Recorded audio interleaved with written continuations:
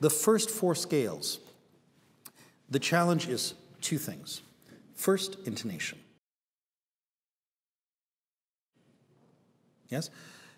When you think you are playing in tune, ask yourself if you're absolutely sure.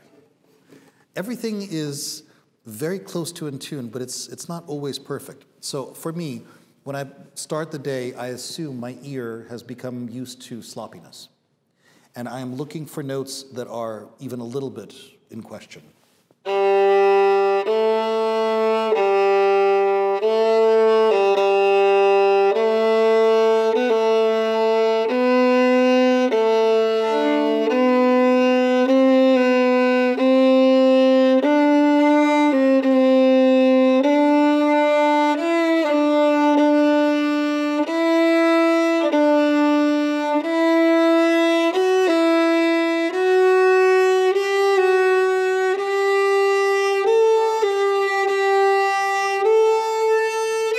You notice I go back a lot.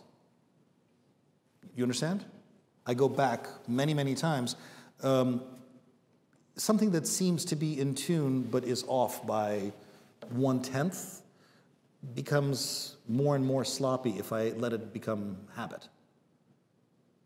Do you understand? Scales are my way to calibrate my ear at the beginning of every day.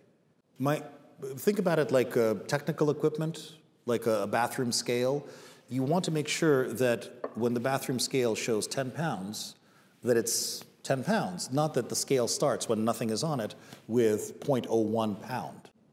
And for me, it's a bigger problem than for you, because I have students. So I listen to out-of-tune playing every day for many hours. I have to clean the blackboard.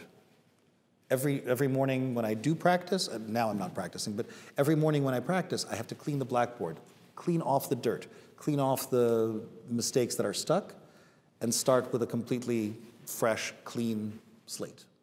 For you, you don't have to listen to bad playing every day. You don't have to listen to other people, well, I hope. But in the morning, even that time from when you stop practicing in the evening to when you start practicing in the morning, in that time, your ear becomes relaxed, right? So the first four scales are just my way of saying, okay, I'm off by this much. I have to compensate that much, yeah? The second thing for scales is to distribute the bow. So the challenge is when I'm playing 8 notes to a bow, I have to play as loud, as connected as I'm playing on 1 note to a bow. And the third challenge is, if possible, to make the bow change the same smoothness as the note change. So when I'm playing, those 2 notes are on 1 bow, they are smooth. But when I get, those 2 notes are on separate bows, I want to make them just as smooth as on 1 bow.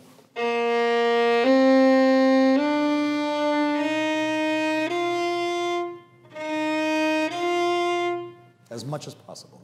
That was okay. Now, not good, but okay. Too soft, too scared, like a singer who doesn't have air.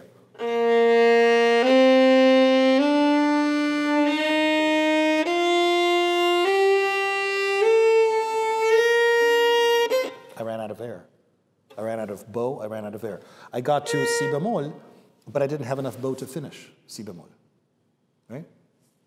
So I just want to make sure she understands. You're practicing 3 things: intonation, bow distribution, and bow changes. If you run out, that's a problem. If you do, that's a problem. If you do,